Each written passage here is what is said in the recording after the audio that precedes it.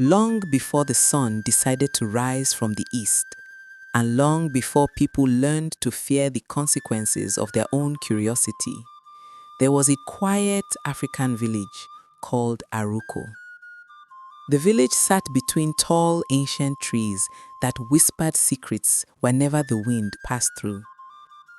The villagers lived peacefully. They farmed, they fished, they laughed, they argued, but only lightly. It was a village that understood harmony. If you have lived in a peaceful village before, you will understand the joy I am talking about. At the center of Aroko stood a shrine called Udo Oke. Inside that shrine sat the one thing the entire village respected, feared, and protected: the Sacred Drum of Aroko, a drum so old that no living elder could accurately say when it was made. Wrapped in spotless white cloth, the drum remained untouched. No one beat it, no one cleaned it, no one even brushed against it. Why? Because the drum held the spirit of Okena, the great warrior who once defended Aroko with unmatched bravery. When he died, the elders sealed his spirit inside the drum to keep the village safe for generations. The elders always said, no one must strike the sacred drum unless the gods command it. And when elders give warnings like this, my sister, my brother, you better listen. But there was someone who did not listen. His name was Ikena. Ikena was one of those boys who believed danger was a joke. His curiosity was stronger than his sense. If you told him, don't open this door, he would immediately want to see what was inside. He was intelligent, brave, and troublesome in equal measure. Every village has one Ikena. If you look around your area well, you will even see one. One peaceful evening, as the villagers gathered for their usual moonlight tales, the sky suddenly changed. The once calm sky turned red like hot palm oil. The wind stopped moving. The trees became still. Even the birds refused to sing. Elder Onwoma, the oldest man in Aroko, looked up with a troubled face. The gods are watching, he muttered. Before anyone could ask what he meant, a terrifying sound echoed from inside the shrine. Boom! The villagers froze. Boom! The ground shook lightly. Boom! On the third boom, the entire village square vibrated as if something beneath the earth was waking from a long sleep. No, it cannot be, Elder Onwama whispered. The sacred drum has not sounded itself in 200 years. The white cloth covering the drum fell on its own. A strange red glue covered the shrine. Children began to cry.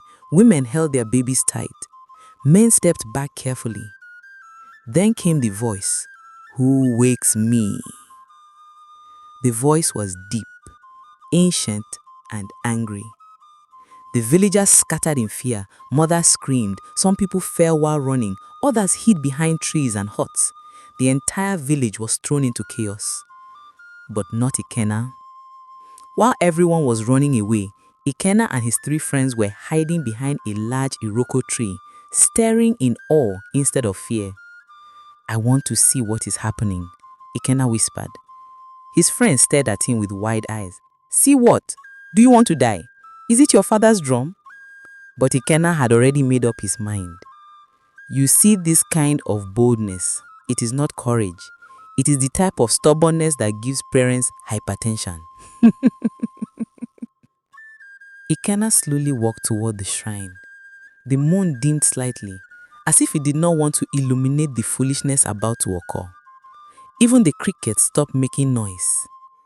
Inside Udo Oke's shrine, the sacred drum glowed brighter, pulsing like a living heart. The walls shook softly, and the voice repeated, "Who wakes me?"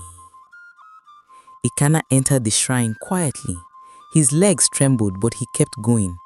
The drum looked alive, almost breathing. He stretched his hand towards it. If you are watching this part, just know that this boy has finished his destiny. The moment his fingers touched the surface of the drum, a violent burst of wind exploded from it. The shrine roared like thunder. The ground shook. The voice shouted, "You have broken the seal." Ikenna fell backwards as a bright red light shot out of the shrine, rising high into the sky like a spirit escaping after centuries of imprisonment.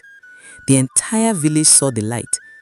Women screamed, men dropped their farming tools, even the elders trembled. A dark shadow rose from the shrine and spread across the sky, covering the village like a thick cloud. The voice echoed again, "The drum is free. Aroko will pay for its silence." Panic seized everyone. Some villagers fainted, some ran without direction, some prayed loudly. You know that kind of prayer that you don't even remember the words properly? Yes, that one.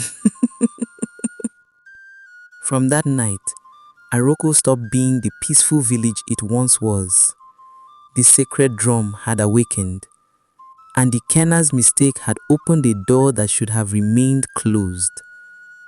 Because once a spirit like Ikenna rises, it does not return quietly.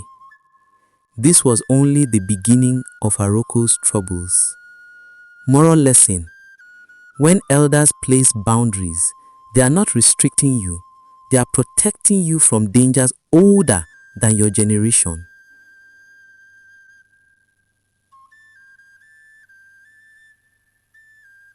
If you think this episode is intense, wait until you hear episode 2. Even the spirits themselves will hold their breath. Don't forget to like, subscribe, share, and turn on the notification bell so you don't miss out on other interesting stories.